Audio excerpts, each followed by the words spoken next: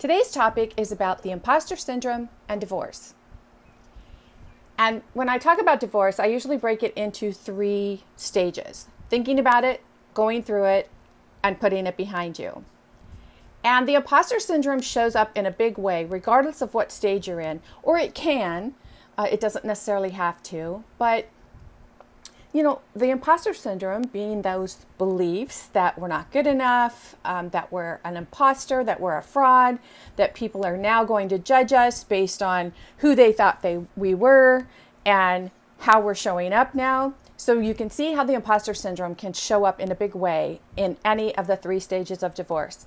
So let's break it down. Hi, my name is Nancy Muller, and I am really, really passionate about bringing you this message today because having gone through my own divorce, honestly, I felt like there were days when I was walking through jello. Everything about my life changed. I was married for 32 years. So who was I? How was I going to go from a we to a me? And I talk about the imposter syndrome, and the imposter syndrome crops up. This is what I want you to think about, because we really don't know who we are. We don't know who we are until we have gone through something really insurmountable, something that we just never thought we could make it through. And then when we make it through, and we make it through in a very positive way, and especially if we go on to teach others based on what we've learned, we're inspiring, motivating, and empowering others based on our own experience.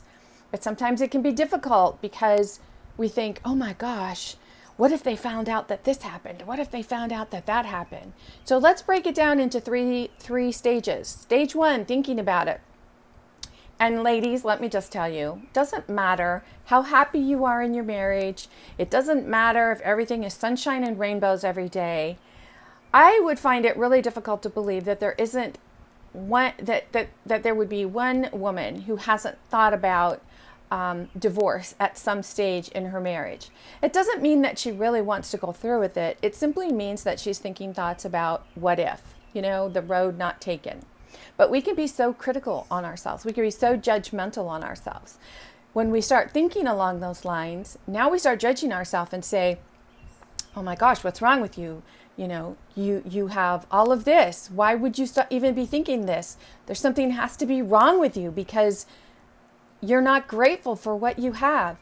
And this is where we get really, really hard on ourselves, because it's not that we're not grateful. We're simply asking some questions. And when we start asking questions, that's basically our higher self asking us, let's go down here. Let's look down this path. Let's see what we need to explore. It doesn't mean that you're headed for divorce. It simply means that something is coming up for you, maybe something that you're resisting and you don't want to take a look at it. And because you don't want to take a look at it, it's affecting you in another area of your life. So it's not about the fact that you're headed for divorce. It's simply a matter of you're thinking about it, and there are reasons that you're thinking about it. So give yourself permission to just relax, say, stop. I'm not going to condone myself. I'm not going to judge myself. I'm not going to beat myself up. I'm simply going to sit with my thoughts and ask myself, why am I thinking this? Why is this coming up? And oftentimes when a married woman is thinking about getting divorced, it's because she thinks her choices are either or. I'm either going to stay married or I have to get divorced. It's often difficult to realize that it's not an either or choice because we haven't been given other options. And when you find out there are so many other choices, then it's easier to stop judging yourself. So when you're in stage 1 of divorce, be kind to yourself. Sit and ask yourself, why am I having these thoughts? What are the beliefs around these thoughts? Is this something that really needs to happen, or is this something that I'm avoiding and because something else is cropping up over here and I just don't want to look at it? There are all kinds of reasons to be in stage 1 of divorce. So be kind to yourself, be loving to yourself, and know that you're not ungrateful. You're simply asking some questions. Number 2, you're going through divorce. When you're going through divorce, there's so many things going on. Not only is it the court process, going to the courthouse, filing papers, hiring an attorney, having to divide up everything, trying to decide who gets what and where you're going to go and what's going to happen with the property. There's all of that. But more than that, it's about you personally. How are you now having your self-talk that's either supporting you or jumping in on that, oh my gosh, you suck? Because you don't suck, but it feels like you suck. Because it feels like everything you know, your life as you know it, is being taken away. It's exploding. Your life is imploding. Whether you want the divorce or you don't want the divorce, everything is changing. And our minds will resist change. Oh my goodness, that's what ego is for, right? Ego is that little voice inside your head that's like, are you sure about this? We've never done this. We're in unfamiliar territory. I don't know. So it's going to bring up fear-based ideas like, how are you going to live on your own? How are you going to manage? How are you going to support yourself? How are you going to divide everything up? What's going to happen to the kids? And as you start going down that path, that negative rabbit hole of I suck and what if and fear-based thoughts, now all of a sudden it's almost impossible for you to make any conscious decisions, because your thinking, your mindset is all about something that you heard about your neighbor or your friend or a family member, and how you're judging yourself based on what you believe it means to be divorced or to get divorced, or based on what you believe happens when you get divorced. And this is why the imposter syndrome comes up, because you think, oh my gosh, now I'm not going to be socially acceptable. Now I've branded myself in my business, and what are people going to say when they find out that I'm having challenges? Who's going to want to work with me? I mean, our minds can make up so many fearful thoughts because the imposter syndrome is right there talking to us saying, who do you think you are? You can't now do anything that you really want to do. Your life is over. So if you're in stage 2 of the imposter syndrome, stop and think about, what are your beliefs? What are your beliefs around divorce? And when you start to really give yourself permission to understand what you believe to be true about divorce, and then break that open and say, is that true? Or am I basing that on someone else's experience? And you know what? The truth is, that's what you're doing, right? Especially if you've never been divorced before.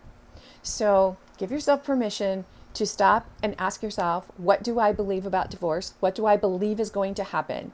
Then pay attention to the feelings and the emotions that are coming up for you associated with those beliefs, because that's how you learn to empower yourself in a big way.